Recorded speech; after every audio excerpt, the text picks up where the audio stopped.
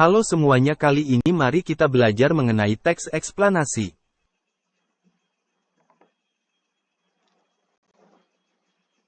Tujuan pembelajaran ini adalah dengan membaca teks eksplanasi, siswa mampu menyebutkan informasi penting dari teks. Dengan membaca teks eksplanasi, siswa mampu menyajikan informasi penting dari teks.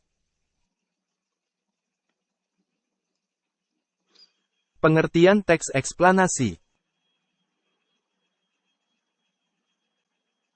Teks eksplanasi adalah teks yang berisi informasi tentang fenomena yang terjadi di masyarakat atau informasi tentang suatu hal.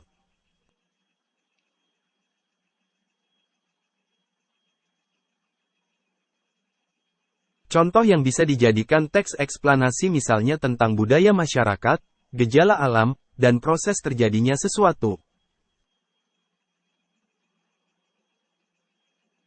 Lalu apa ya tujuan dari teks eksplanasi?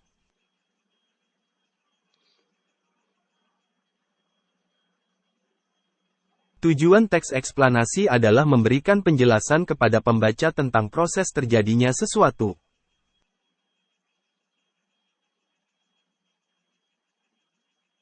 Struktur teks eksplanasi: pernyataan umum, pembukaan, deretan penjelas, isi, penutup, kesimpulan. Struktur teks eksplanasi. Pernyataan umum. Bagian ini berisi informasi singkat tentang hal yang akan dibicarakan. Penjelas. Bagian penjelas berisi uraian atau penjelasan tentang proses dari suatu peristiwa yang terjadi.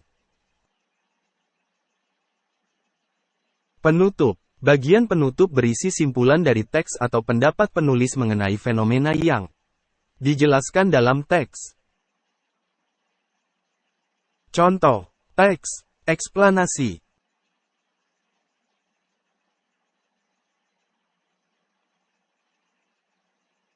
Sang penemu mesin uap. James Watt adalah penemu yang mengembangkan mesin uap sehingga menjadi dasar dari revolusi industri. Lahir pada tanggal 19 Januari tahun 1736 di Greenock, Skotlandia ketika berusia 18 tahun. Watt melakukan perjalanan ke London untuk melanjutkan studi tentang pembuatan instrumen dan peralatan selama 1 tahun. Setelah itu, ia kembali pada tahun 1765. Dia berhasil membuat sebuah model mesin uap yang dapat bekerja dengan baik.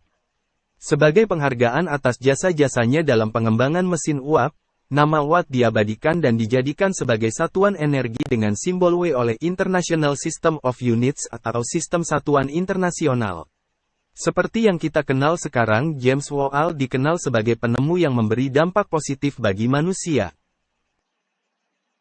Struktur teks eksplanasi. James Watt, sang penemu mesin uap. Pernyataan umum berada di paragraf 1. Bagian penjelas berada di paragraf 2.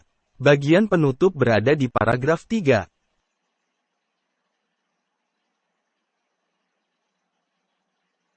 Menyajikan informasi penting dalam teks eksplanasi. Teks eksplanasi mengandung suatu pokok pembicaraan. Kita bisa menemukan informasi dari teks eksplanasi dengan menggunakan 6 kata tanya, yaitu apa, siapa, di mana, kapan, mengapa, dan bagaimana yang dirangkai menjadi kalimat yang sesuai dengan teks tersebut. Contoh, pada teks eksplanasi James Watt, sang penemu mesin uap. Paragraf 1 apa yang dibahas dalam teks? Paragraf 2 mengapa James Watt pergi ke London? Paragraf 2 bagaimana mesin uap ditemukan?